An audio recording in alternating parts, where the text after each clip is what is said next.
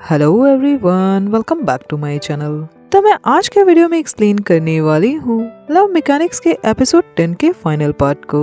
और अगर आप लोगों ने इसके प्रीवियस वीडियोस को नहीं देखा है तो प्लीज देख लीजिए ताकि आप लोगों को स्टोरी अच्छे से समझ जाए। और जो लोग मेरे इस चैनल पे न्यू हैं वो लोग प्लीज मेरे इस चैनल को सब्सक्राइब कर लीजिए ताकि आने वाली कोई भी वीडियो आप लोगों से मिस ना हो। और अब बिना देर किए आज के वीडियो को शुरू करते हैं। एपिसोड के पार्ट 2 में मार्क के मॉम और डैड को कार में जाते दिखाया जाता है, जहां मार्क की मॉम उसके डैड को अपने हाथों से खाना खिला रही होती हैं। वही खाना जो वी के मॉम ने उन्हें दिया था और मार्क के डैड को वो खाना पसंद भी आता है। मार्क की मॉम उन्हें कहती है कि इस खाने को देखकर उन्हें पुराने दिनों की याद आती है जब मार्क के डैड डिलीवरी वाला ट्रक चलाया करते थे और उन्हें खाने का टाइम नहीं मिलता था तो वो उनके लिए यही खरीदती थी। मार्क के डैड कहते हैं कि उनके पास टाइम तो था पर अच्छे खाने के लिए पैसे नहीं होते थे और उन्हें शादी के डाउरी के पैसों को कलेक्ट करने में बहुत टाइम लगे और उन्होंने मार्क की मॉम को बहुत वेट करवाया। मार्क की मॉम कहती हैं भले ही आज वो लोग 5 स्टार रेस्टोरेंट में भी खाते हों पर वो खाना इस खाने जितना अच्छा नहीं होता जो खाना वो लोग साथ में खाते थे। मार्क के डैड कहते हैं तो आखिर वो क्या कहना चाहती हैं कि पैसों से खुशियाँ नहीं आती। मार्क की मॉम कहती है कि वो बस ये कहना चाहती हैं कि खुशियाँ इतनी भी महंगी नहीं होती और उन्होंने भी को चांस क्यों दिया। मार्क के डैड कहते हैं कि अगर वो उसे चांस ना देते तो मार्क वैसे भी उनकी बात नहीं मानता। मार्क की मॉम कहती है या उन्होंने इसलिए चांस दिया क्योंकि जब वे उनसे प्रॉमिस कर रहा था तब वी की आंखें बिल्कुल वैसी थी जब मार्क के डैड ने उसके मॉम के पेरेंट्स से शादी की परमिशन मांगी थी। मार्क के डैड कहते हैं कि ऐसा बिल्कुल भी नहीं है। मार्क की मॉम कहती हैं पर उन्हें कैसे पता, उन्होंने अपनी आंखें तो नहीं देखी थी। ये कहकर वो दोनों स्माइल करने लगते हैं। वहीं दिखाया जाता है कि वी सो रहा होता है पर वो मार्क के करीब जाकर उसे हक करने लगता है। मार्क उसे कहता है कि वी ये सब क्या कर रहा है। वी उसे कहता है कि वो दोनों बॉयफ्रेंड्स हैं तो उन्हें हक तो करना चाहिए। मार्क उसे कहता है कि कौन वी का बॉयफ्रेंड है। वी को अपने आप को साबित करने का टाइम मिला है तो क्या वो चाहता है कि ये टाइम और ज्यादा बढ़ा दिया जाए। वी उसे कहता है कि ठीक है, वो मार्क के साथ कुछ भी नहीं करेगा। ये कहकर वो अपने बिस्तर में चला जाता है। मार्क स्माइल करने लगता है और वो धीरे धीरे खुद वी के पास चला जाता है और वी को थैंक यू बोलता है। वी उसे कहता है कि थैंक यू बोलने के बजाय वो वी को दोबारा आई लव यू बोले। मार्क उसे कहता है कि उसने ऑलरेडी आज उसे आई लव यू कहा। वी कहता है तो वो दोबारा से कहे, वी को सुनना है और वो भी जोर से। तो मार्क उसे आई लव यू कहता है पर वो बोलता है कि वो दोबारा नहीं कहेगा। वे स्माइल करने लगता है और वो भी मार्क को आई लव यू बोलता है और वो उसे उसके घर के निकनेम से बुलाता है। मार्क उसे कहता है कि वी को ये नाम कैसे पता चला। वी कहता है कि उसने मार्क की मॉम से ये सुना क्योंकि मार्क हाफ जापानीज है और मार्क का दूसरा नाम भी है। मार्क उसे कहता है कि वी अगर उसे इस नाम से बुलाएगा तो मार्क उसके साथ नहीं सोएगा। ये कहकर वो अपने बिस्तर की तरफ जाने लगता है। वी उसे कहता है कि वो उसे दोबारा नहीं कहेगा। वो मार्क से पूछता है कि वो दोनों एक दूसरे से प्यार करते हैं तो क्या वो दोनों अब कपल बन गए। मार्क उसे कहता है कि वो वी के पास आकर सोया है तो क्या वी को अब भी मार्क से जवाब चाहिए। वी ये सुनकर खुश हो जाता है। वो मार्क से कहता है कि क्या मार्क जानता है कि अब वी के बॉयफ्रेंड को क्या मिलेगा। मार्क उसे कहता है कि वी का भाई बगल वाले रूम पे ही सो रहा है तो वो लोग ये सब नहीं कर सकते। वी उसे कहता है कि वो तो बस हक करने की बात कर रहा था। ये कहकर वो मार्क को जोर से हक कर लेता है और उसके गाल पे किस करता है। वो दोनों बहुत खुश होते हैं कि तभी वहाँ पे वी का भाई आ जाता है। मार्क घबरा जाता है पर वी उसे कहता है कि वो दोनों कपल है तो मार्क ना डरे। वी का भाई उन दोनों के तरफ ब्लैंकेट फेंकता है और कहता है कि उसे प्यार को देखकर चिढ़ होती है और मार्क और वी वैसे ही हक किए होते हैं। आगे वी को मार्क के रूम में अपने कपड़े रखते दिखाया जाता है। मार्क उसे लाकर उसके पहले वाले कपड़े देता है। वी उसे कहता है कि ये कपड़े यहाँ पे कहाँ से आए, उसने इसे फेंकते देखा था। मार्क कहता है कि ये खुद से आ गए, पर जो कप वी ने उसे लाकर दिया था वो टूट गया। वी कहता है कि कोई बात नहीं। ये कहकर वो अपने पास से कपल मग्स निकालता है और मार्क से कहता है कि भले ही वो पास्ट को बदल नहीं सकता पर वो नया आज बनाएगा। मार्क उसे कहता है पर अगर वी ने दोबारा से कुछ भी गलती की तो उसे अगेन चांस नहीं मिलेगा। वी कहता है कि वो ये बात जानता है। मार्क वी से कहता है कि उसके बैग में और क्या है। ये कहकर वो वी का बैग चेक करने लगता है पर वी के बैग में बहुत सारे कॉन्डम्स मिलते हैं। मार्क घबरा कर कहता है कि ये क्या है। वी कहता है कि ये तो जरूरी है और चलो इसे यूज करते हैं। ये कहकर वो मार्क के करीब आने लगता है पर तभी वी के पास नोआ का कॉल आता है। वो उससे पूछता है कि वी कहाँ है और वी उसे झूठ बोलता है कि वो लाइब्रेरी के पास आ चुका है और कॉल कट करके वो अगेन मार्क के करीब आने लगता है पर तभी नोआ मार्क के रूम के बाहर आकर गेट नॉक करने लगता है। वो कहता है कि वो जानता है कि वी मार्क के रूम पर है और वो बाहर निकले। वी उन सारे पैकेट्स को मार्क को देखकर वहाँ से चला जाता है और मार्क हंसने लगता है। आगे सारे लोगों को लाइब्रेरी में पढ़ाई करते दिखाया जाता है। वी और मार्क साथ में पढ़ रहे होते हैं पर वी फ्लर्ट कर रहा होता है और वहाँ बैठे उनके सारे फ्रेंड्स ये सारी बातें सुन रहे होते हैं और उसे कहते हैं कि वी मार्क को पढ़ा रहा है या फिर उसे फ्लर्ट कर रहा है। और तभी गन भी बार को जूस पिलाने लगता है। मार्क के फ्रेंड्स वी से कहते हैं कि क्या वी उन्हें भी पढ़ा सकता है। वी कहता है कि वो उन्हें जरूर पढ़ा सकता है पर मार्क वी को उन्हें पढ़ाने नहीं देगा। मार्क के फ्रेंड्स कहते हैं पर ऐसा क्यों, वी तो उनका भी सीनियर है तो वो उन्हें मार्क की तरह क्यों नहीं पढ़ा सकता। मार्क कहता है कि हाँ वी उनका सीनियर है पर वो मार्क का बॉयफ्रेंड है। ये कहकर वो स्माइल करने लगता है और उसके फ्रेंड्स ये बातें सुनकर बिल्कुल चुप हो जाती हैं पर मार्क और वी अब भी एक दूसरे में ही खोए होते हैं। आगे फाइनल एग्जाम वाला दिन होता है और वी और मार्क जल्दी जल्दी में कॉलेज पहुंचते हैं और वी मार्क को एक पेंसिल बॉक्स देता है। आगे एग्जाम हॉल में जब मार्क उस पेंसिल बॉक्स को खोलता है तो उसमें एक छोटी सी नोट होती है जिसमें वी ने good luck for your exam my darling लिखा होता है और ये देखकर मार्क स्माइल करने लगता है पर तभी टीचर का ध्यान मार्क की तरफ जाता है कि मार्क के हाथ में एक कागज है और वो मार्क से उस कागज को मांगती हैं और उसमें लिखी बात को वो जोर से पढ़ने लगती हैं और ये सुनकर मार्क के फ्रेंड्स के साथ सारे लोग हंसने और चिल्लाने लगते हैं और मार्क शर्माने लगता है। आगे सारे लोग क्लब में सेलिब्रेट कर रहे होते हैं तभी वहाँ पे वी का भाई भी आता है और वो युवा से बातें कर रहा होता है। वो युवा को बताता है कि उसे वी ने बुलाया। तभी उसका ध्यान वहाँ कम्फान पे जाता है और वो जानबूझकर कम्फान से जाकर टकराता है। कम्फान के हाथ में ड्रिंक होती है जो वी के भाई के शर्ट पे गिर जाती है और कम्फान उसे सॉरी कहता है कि उसने जानबूझकर ऐसा नहीं किया,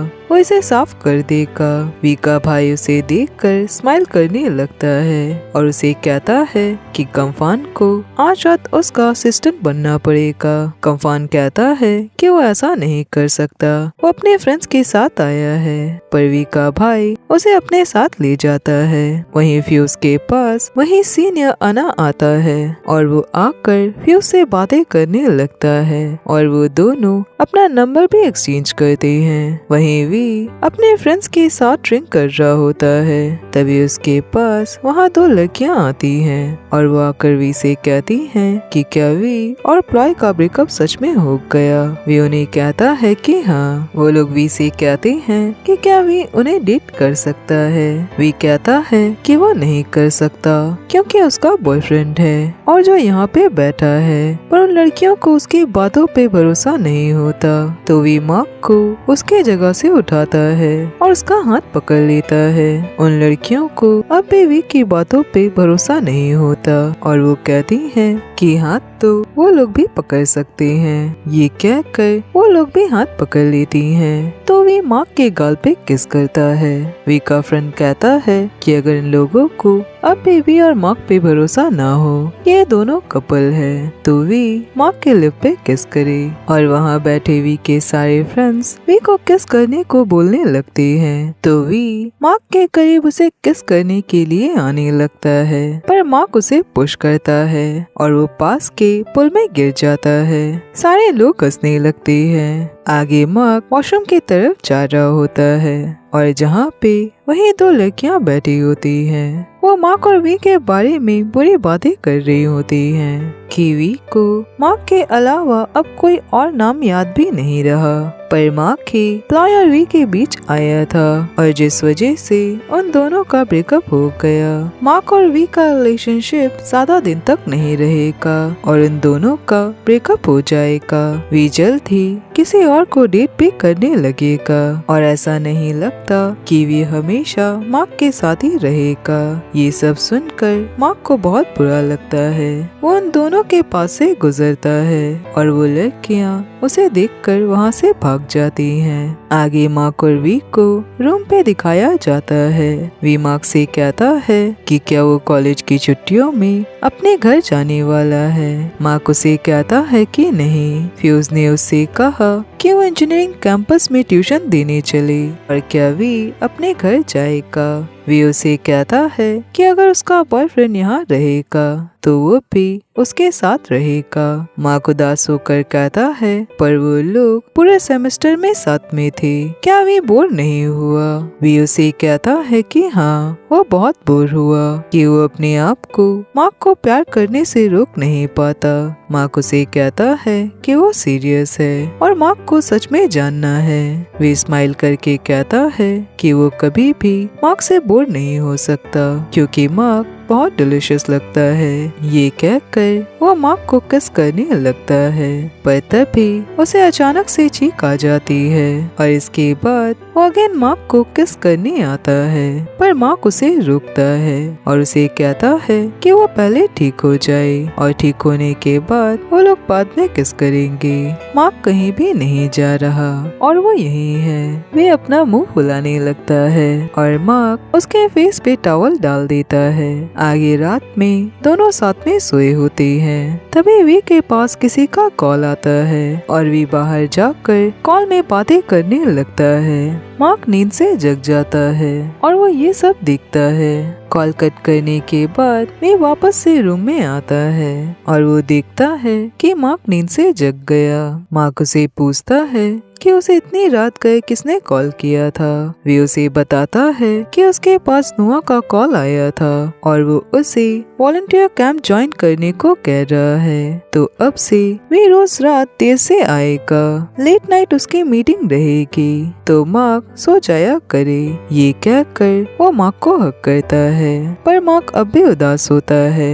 आगे एक रात मार्क वी को कॉल करता है। वे उसे कहता है कि उसे लौटने में टाइम लगेगा तो मार्क डिनर करके सो जाए, पर मार्क को वहाँ म्यूजिक की आवाज आती है। वे उसे कहता है कि वो वॉलंटियर कैंप पे है और जूनियर्स यहाँ म्यूजिक में बस प्रैक्टिस कर रहे हैं। ये कहकर वो उसे सो जाने को बोलता है। मार्क को कुछ भी ठीक से समझ नहीं आता कि आखिर चल क्या रहा है। आगे मार्क को उसके फ्रेंड्स के साथ दिखाया जाता है। वो ये सारी बातें अपने फ्रेंड्स को बता देता है। फ्यूज मार्क से कहता है कि वो वी पे भरोसा करे और वॉलंटियर कैंप्स में हमेशा ज्यादा टाइम लगता है और वी ये सारी बातें सच कह रहा होगा। पर मार्क के बाकी पागल दोस्त मिलकर अजीब अजीब बातें करने लगते हैं कि वी सिर्फ लेट नाइट नहीं आता, वो थोड़ा बहुत ड्रिंक करके भी आता है और वो जरूर मार्क से झूठ कह रहा है, उसके लाइफ में कोई और होगा और सेकंड रिलेशनशिप ज्यादा दिन तक नहीं चलता अगर पहला रिलेशनशिप बुरी तरह से टूटा हो। मार्क उनकी ये बातें सुनकर इरिटेट हो जाता है और वो कहता है कि अगर वी ने मार्क से कहा कि वी की लाइफ में सिर्फ मार्क है तो मार्क बस उसकी बातों पे ही भरोसा करेगा।